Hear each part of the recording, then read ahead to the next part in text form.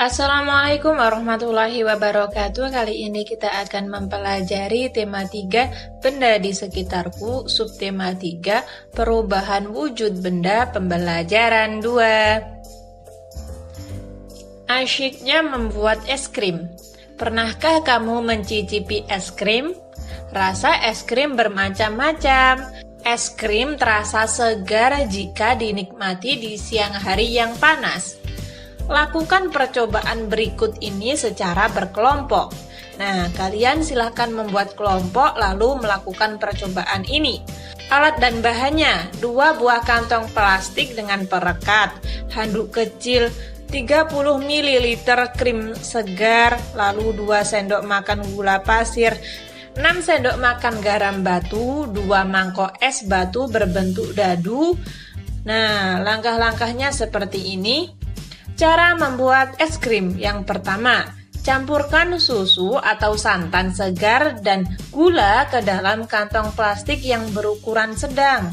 Rekatkan ujung plastik dan pastikan plastik benar-benar rapat. Masukkan potongan es batu dan garam ke dalam kantong plastik besar. Kocok sebentar agar es batu dan garam tercampur. Masukkan kantong plastik sedang yang berisi susu santan ke dalam kantong plastik besar yang berisi es batu dan garam.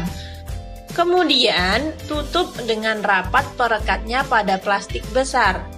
Kocok dan pijat-pijat kantong plastik tersebut selama 10 menit.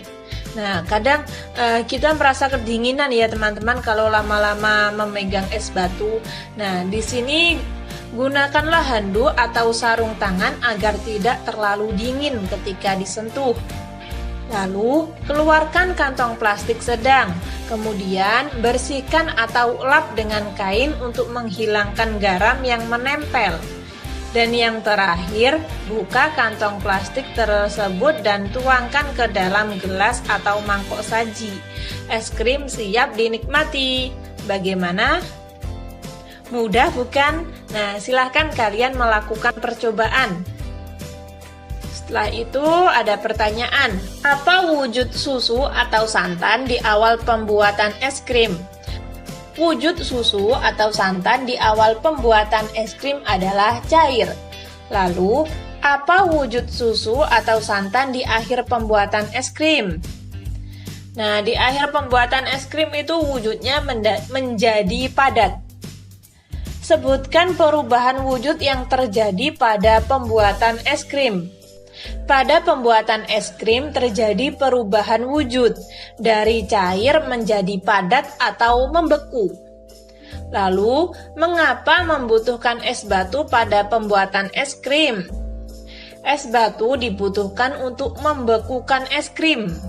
Lalu, apa fungsi garam untuk membuat es krim? Coba jelaskan. Nah, di sini, garam berfungsi menurunkan suhu es.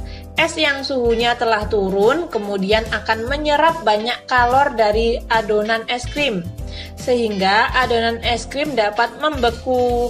Nah, kurang lebih penjelasannya seperti itu. Lalu nomor 6, apa pembuatan es krimmu berhasil? Coba ceritakan. Nah, berhasil atau tidak teman-teman? Nah, kalian bisa menjawab soal nomor 6 ini ketika kalian sudah melakukan percobaan. Pernahkah kamu menyimpan air dalam plastik di lemari pembeku? Apa yang akan terjadi dalam beberapa jam? Tentunya air akan berubah menjadi es, bukan? Meskipun kamu membuka ikatan plastik itu, ternyata es tidak akan tumpah. Mengapa demikian? Wujud air berubah dari cair menjadi padat. Perubahan wujud dari cair menjadi padat disebut membeku. Nah, kesimpulannya seperti ini ya teman-teman. Ketika air belum dimasukkan ke dalam lemari pembeku itu airnya cair. Nah, ketika dimasukkan dalam pembeku jadi beku atau padat. Nah, di situ ada perubahan wujud dari benda cair menuju benda padat. Nah, perubahan itu dinamakan membeku. Kurang lebih seperti itu. Dapatkah kamu menyebutkan contoh lain perubahan wujud dari cair menjadi padat dalam kehidupan sehari-hari? Dalam kehidupan sehari-hari saya, ini adonan gula setelah dingin menjadi padat pada pembuatan gula Jawa. Lalu agar-agar berwujud cair, lama-kelamaan akan menjadi padat. Air yang dimasukkan ke dalam lemari pembeku, lalu lilin yang mencair setelah dingin akan menjadi padat. Nah, itu contoh sehari-harinya saya. Kalau contoh sehari-hari kalian gimana? Kamu telah mengerjakan pembuatan es bersama kelompokmu. Adakah pembagian tugas di dalam kelompok? Dengan pembagian tugas, pekerjaan menjadi mudah dan ringan. Begitu juga di sekolah. Siswa di sekolah ada peran masing-masing. Contohnya di Sekolah Dasar Nusantara, tempat Siti dan teman-temannya bersekolah. Ada guru yang mengajar sehari-hari di kelas, ada pula kepala sekolah yang memimpin sekolah. Nah, seperti ini.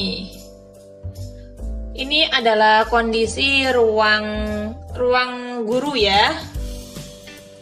Nah, lalu kerjakan secara berkelompok. Carilah informasi tentang peran-peran yang ada di sekolahmu, sekalian peran siswa.